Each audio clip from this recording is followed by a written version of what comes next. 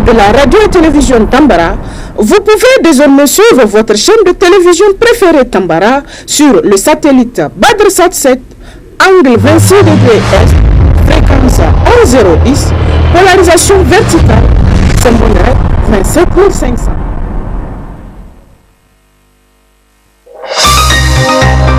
Suivez le journal avec STM Transport Voyageurs. Une nouvelle façon de voyager.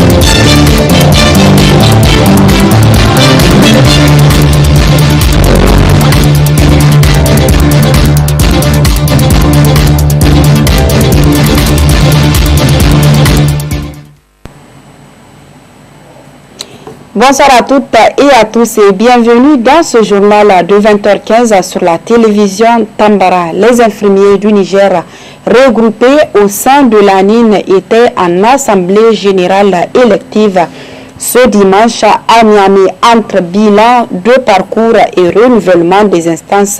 Les délégués ont surtout porté un message clair, celui d'une profession qui exige plus de reconnaissance et de meilleures conditions de sécurité sur le terrain. Lawali Kane, Abdraman et Ibrahim Kantama pour le compte rendu.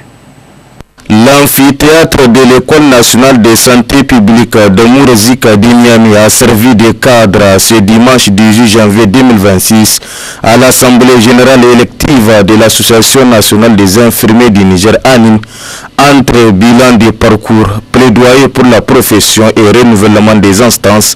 Cette rencontre tenue sous la supervision du ministère des tutelles marque un tournant décisif pour les soldats de la santé en première ligne sur le territoire national. L'ambiance était à la fois solennelle et studieuse dans un amphithéâtre comble. Les délégués venus des 4 coins du Niger ont répondu à l'appel pour redéfinir l'avenir de leur corporation. L'enjeu est de taille dans un contexte de réforme du système de santé. L'infirmier nigérien veut plus que jamais voir son rôle reconnu et sécurisé. Présente à l'ouverture, la représentante du ministère de la Santé et de l'Hygiène publique a tenu à saluer le dévouement de ces professionnels. Elle a assuré que les doléances issues de cette assise feraient l'objet d'une attention particulière au sommet de l'État. L'infirmier constitue la colonne vertébrale de notre système de santé, que ce soit dans nos CSI les plus reculés ou dans nos hôpitaux nationaux. Vous êtes les premiers contacts, les premiers recours et le dernier rempart de la prise en charge des populations. En ma qualité de directrice des ressources humaines, je suis particulièrement consciente des défis auxquels vous faites face. Votre profession demande non seulement une compétence technique rigoureuse, mais aussi une éthique et une humanité sans faille. La mise en place d'un nouveau bureau national pour l'association des infirmiers du Niger est un moment fort de vie associative. Pour le ministère, disposer d'un partenaire social et professionnel fort, organisé et représentatif est essentiel pour ces points.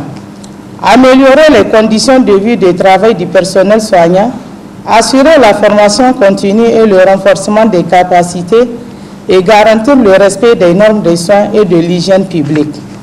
Je vous exhorte tout au long de cette journée à privilégier l'intérêt supérieur de votre corporation et de la santé des Nigériens. Que les élections se déroulent dans un climat de transparence, de confraternité et de responsabilité. Le ministère restera attentif aux conclusions de vos travaux et se tient prêt à collaborer étroitement avec l'équipe qui sera issue de vos suffrages. Le moment fort de la matinée a été l'intervention des 2 figures de l'ANIN avec une franchise remarquée. Ces derniers ont brossé un tableau sans concession des défis actuels. Tout d'abord, Nous tenons à souhaiter à l'ensemble des participants la chaleureuse bienvenue et un agréable séjour dans notre capitale légendaire. Choisie pour abriter dans cette Assemblée générale élective de mise en place du Bureau national de l'Association des infirmiers du Niger. Il est à noter que cette AG se tient aujourd'hui grâce aux efforts remarquables consentis par le Bureau du Conseil national de l'Ordre des infirmiers, à qui nous réitérons nos sincères remerciements pour l'accompagnement. Nous souhaitons que cette assise soit un cadre de renforcement, d'union et de cohésion pour la promotion de la profession infirmière et pour les soins de qualité à la population. Nous demandons à chacun de nous de prier nuit et jour pour la victoire de notre cher pays sur nos ennemis. La mission commune à nous tous est exigeante car il s'agit de soigner, d'accompagner et de protéger la vie. Au-delà de notre quotidien professionnel, notre association est le cœur battant de notre solidarité. Ainsi, je tiens à remercier chacun d'entre vous pour votre présence, car elle prouve que malgré les contraintes, l'envie de construire ensemble est toujours là. Nous avons traversé des périodes très dures, marquées par l'affaiblissement de nos organes à tous les niveaux, et cela était lié au départ de certains dirigeants en formation, à l'insuffisance de la participation active, et à cela s'ajoute le manque de ressources financières pour couvrir les activités planifiées. Ces situations nous ont éloignés momentanément de nos objectifs associatifs. Notre association a semblé s'essouffler et c'est compréhensible. Aujourd'hui, nous ne sommes pas là pour regarder en arrière, mais pour transformer ce souffle court en un second élan. Au-delà de l'élection d'un nouveau bureau, cette Assemblée générale de l'ANIN s'achève sur un signal fort envoyé aux autorités et aux partenaires. Celui d'une profession unie, consciente de ses responsabilités, mais fermement décidée à défendre ses droits. Le nouveau bureau devra maintenant transformer ses aspirations en victoires concrètes. Le rendez-vous est pris sur le terrain. Autre aspect de cette édition, le village de Feteboki a officiellement installé son nouveau duo de leaders pastoraux, le Rouga et le Garçon. Entre médiation et maîtrise du terrain, ces deux figures clés deviennent les nouveaux garants de la cohabitation pacifique entre éleveurs et agriculteurs. Retour sur cette cérémonie avec Jamila Hamatini.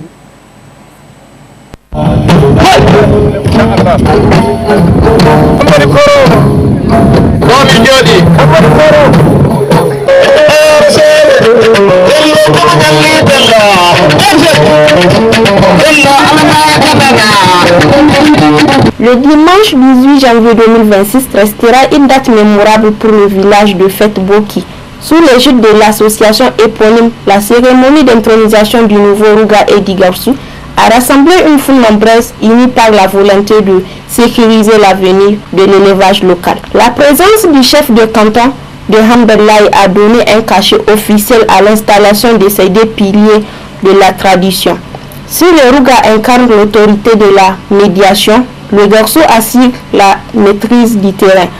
Ensemble, ils forment le rempart indispensable contre les conflits ruraux, garantissant une gestion apaisée des couloirs de passage et des points d'eau. C'est une fierté immense pour nous tous, a déclaré le représentant de Feteboki. Dans un discours empreint d'émotion, il a adressé ses vifs remerciements à l'association Rouga et Garçon, saluant leur combat quotidien pour la dignité des éleveurs et la fraternité entre les communautés. Nous venons d'assister au couronnement du Rouga de Feteboki et le Garçon de Feteboki. Nous remercions tous ceux qui ont répondu présents à cette invitation. Nous remercions l'honorable chef de canton de Hamdallahi, l'administration de la mairie de Hamdallahi, les chefs de village des régions environnantes, tous les amis et particulièrement l'association des Rouga de Lamé et des garçons de différentes localités qui ont assisté au couronnement du garçon de Fetouboki. Nous sommes fiers que là où le Soudouaba a été rétabli. Cette intronisation a été exceptionnelle. Et ceci rehausse l'image du développement des capacités de tous les bergers peuls de la région qui ont senti l'approche et le contact avec la réalité de leur environnement. Cette journée de célébration culturelle rappelle qu'Alhamdulillah, la paix repose sur ces institutions coutumières capables de concilier traditions séculaires et défis modernes de la vie filiale.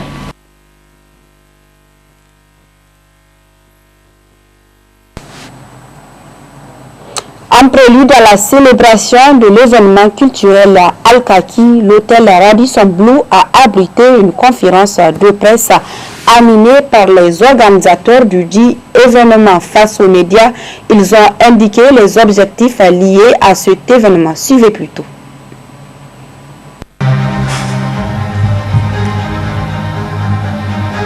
Le paysage culturel nigérien s'apprête à vibrer au rythme de l'événement Al-Kaki.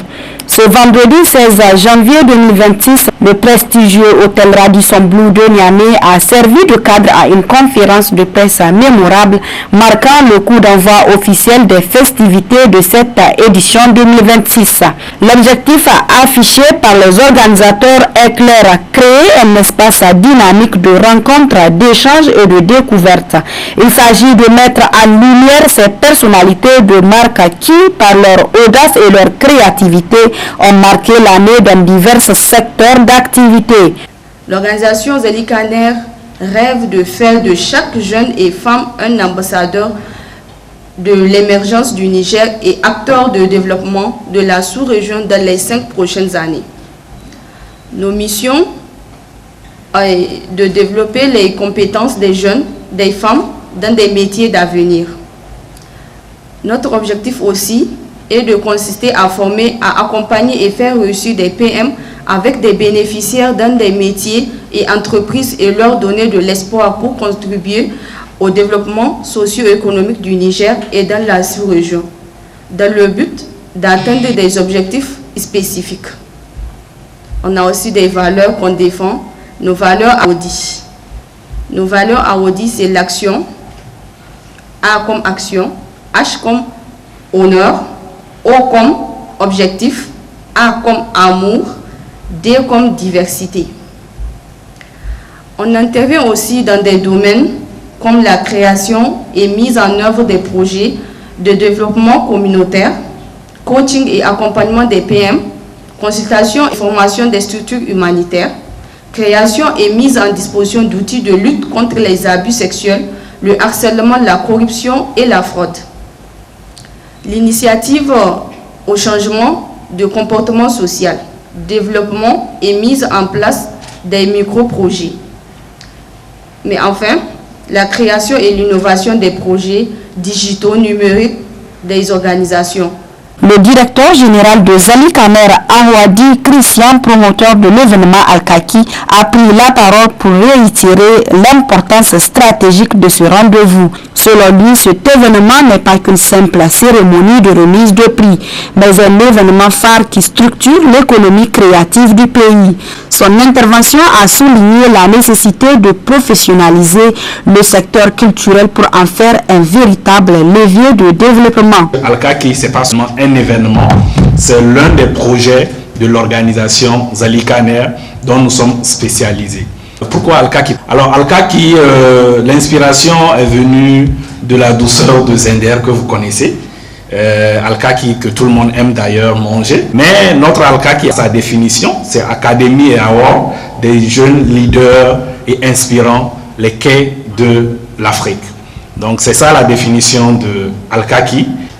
Al-Kaki a pour objectif de mettre une lumière sur tout ce qui est entrepreneurial, tous les secteurs entrepreneuriaux qui sont représentés soit au Niger ou en Afrique.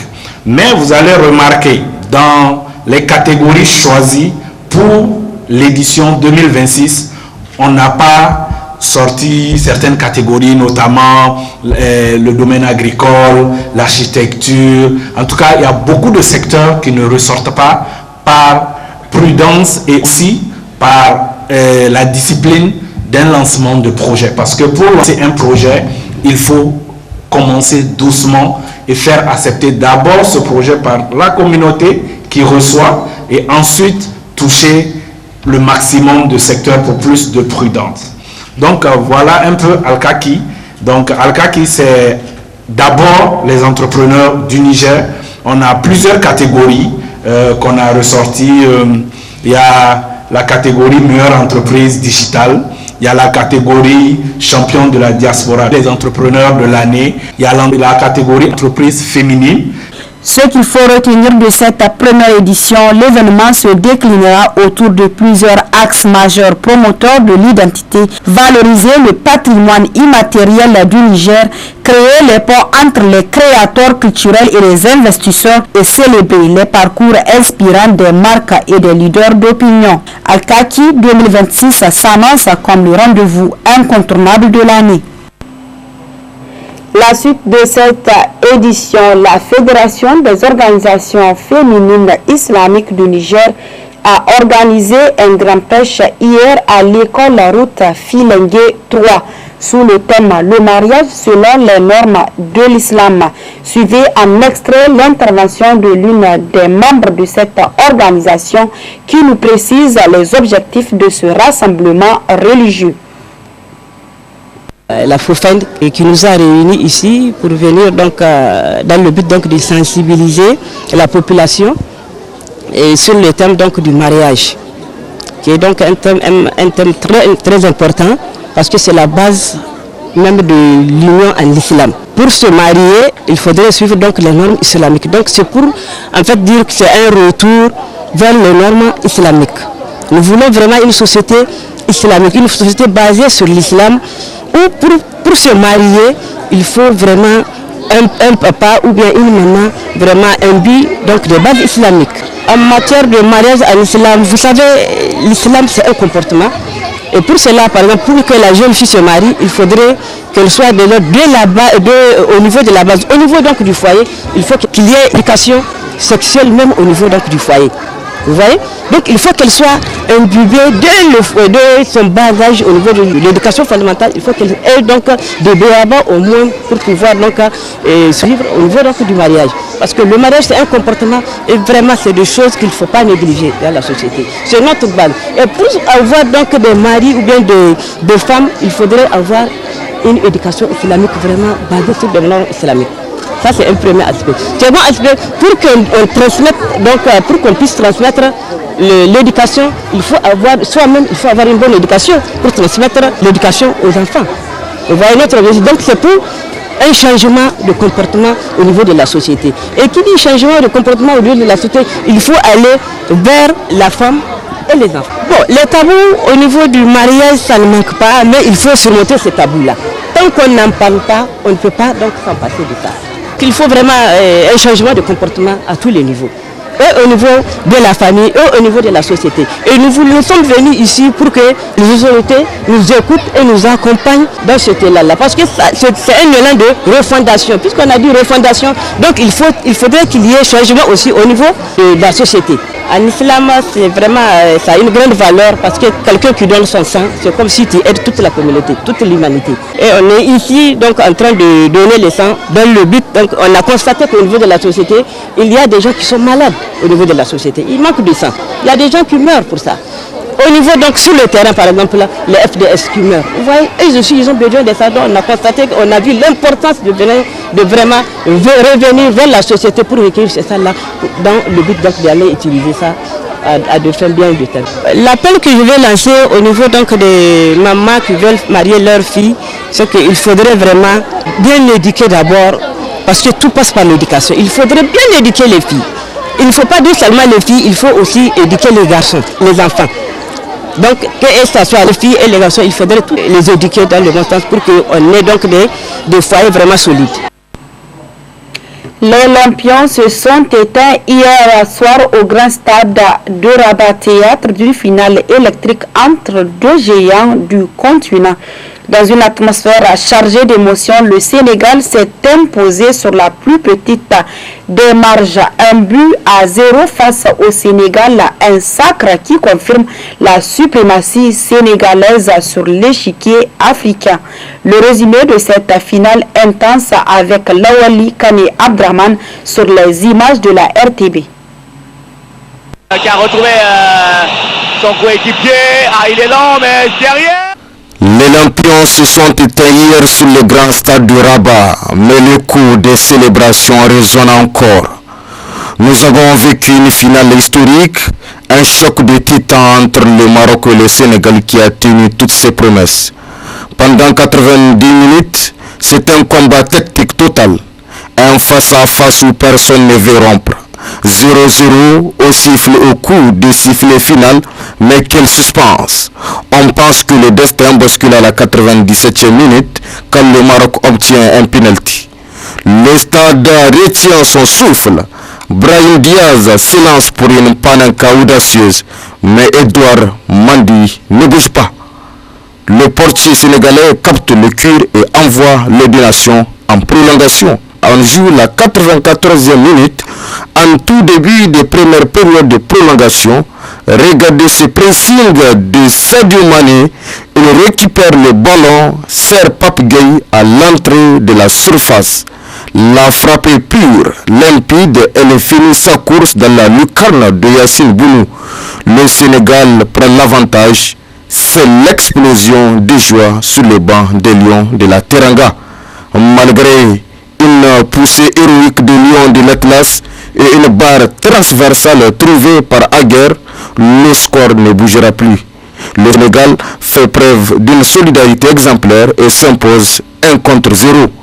Pour la 10e fois de son histoire, le Sénégal est sur le toit de l'Afrique. Le trophée quittera bas pour Dakar. Une finale de légende pour un champion d'exception. Voilà, et c'est ici que se referme cette édition d'information. Merci à vous de l'avoir suivi et passé un excellent moment en compagnie des programmes de la télévision Tambara. Au revoir.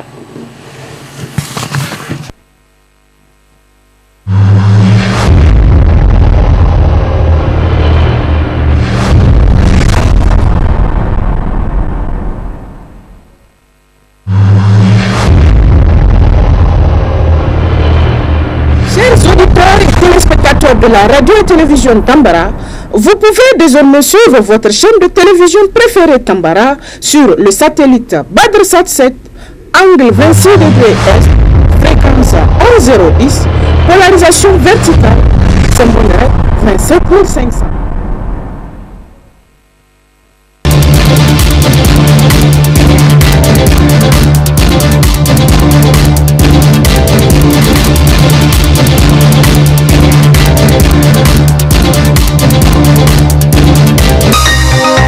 Ce journal vous a été présenté par STM Transport Voyageurs. Une nouvelle façon de voyager.